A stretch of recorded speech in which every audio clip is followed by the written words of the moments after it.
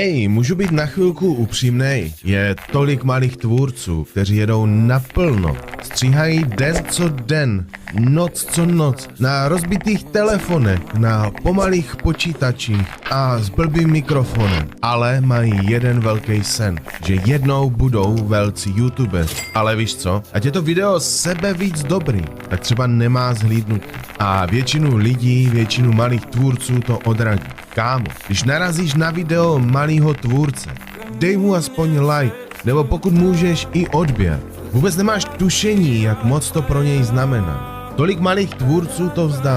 A ne proto, že by nebyli dobří, ale protože nikoho nezajímali. A všem malým tvůrcům, co tohle slyší, použijte tenhle zvuk. Pomozme si navzájem dostat se na tisíce odběratelů, protože vy si to zasloužíte. Zasloužíte si tu šanci být velcí youtubeři.